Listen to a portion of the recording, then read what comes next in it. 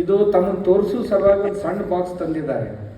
ಇದನ್ನೊಂದು ಕಟ್ಟಿಗೆ ಬಾಕ್ಸ್ ತಯಾರು ಮಾಡಿದರೆ ಸುಮಾರು 3 ಫೀಟ್ ಅಗಲ, 5 ಫೀಟ್ ಉದ್ದ.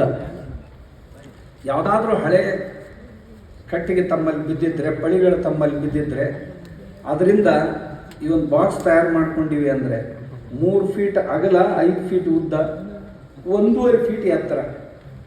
ಇದರಲ್ಲಿ ತಮ್ಮದೇ ಹೊಲದಲ್ಲಿರುವಂಥ ಅಥವಾ ಬದುವಿನ ಮೇಲಿರುವಂಥ ಅಥವಾ ಗಿಡದ ಕೆಳಗಿರುವಂಥ ಅಥವಾ ಅದು ಆಗದೆ ಇದ್ದರೆ ಒಳ್ಳೆಯ ಮಣ್ಣು ಅಂತ ತಮ್ಗೆ ಯಾವ್ದು ಅನಿಸುತ್ತೆ ಆ ಮಣ್ಣನ್ನು ಚೆನ್ನಾಗಿ ಅದರಲ್ಲಿ ಕಲ್ಲುಗಳು ಇರದಂತೆ ಆ ಮಣ್ಣನ್ನು ಇದರಲ್ಲಿ ಹಾಕಬೇಕು.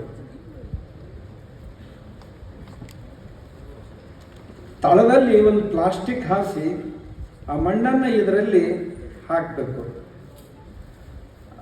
ಪೂರ್ತಿಯಾಗಿ ತುಂಬಿದ ನಂತರ 15 ಘನ ಫೂಟ್ ಮಣ್ಣು ಬರುತ್ತೆ. ಅದರಲ್ಲಿ 3 ಮತ್ತು 5 ಇರೋದ್ರಿಂದ 1 ಫೀಟ್ ಎತ್ತರ ಇಟ್ಕೊಂಡ್ರೆ 5 3 15 ಫೂಟ್ ಎತ್ತರದ 15 ಫೂಟ್ ಒಟ್ಟು ವಿಸ್ತಾರದ ಮಣ್ಣು ಅದರಲ್ಲಿ ಇರುತ್ತೆ.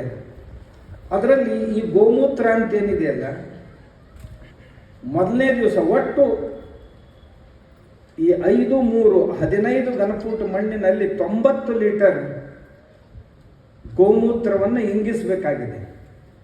ಮೊದಲನೇ ದಿವಸ ಈ ಗೋಮೂತ್ರವನ್ನು 30 ಲೀಟರ್ ಗೋಮೂತ್ರವನ್ನು ಮೊದಲನೇ ದಿವಸ ಅದರಲ್ಲಿ ಹಾಕಿ ಮಿಕ್ಸ್ ಮಾಡಬೇಕು.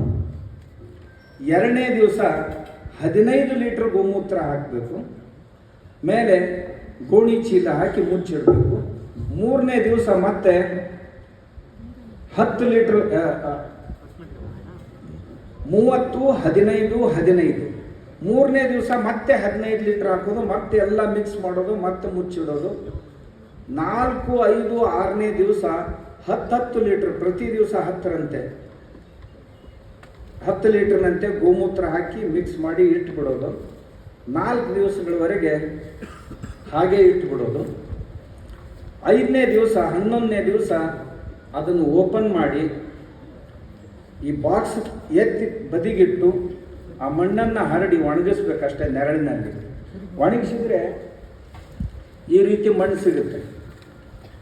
ಈ ಮಣ್ಣನ್ನು ನಾನು ಲ್ಯಾಬ್ರಾಟ್ರಿಗೆ ಕಳಿಸಿದ್ದೆ. ಇದನ್ನೆಲ್ಲ ಲ್ಯಾಬ್ ಟೆಸ್ಟ್ ಮಾಡಿದ್ದೀವಿ ನಾವು.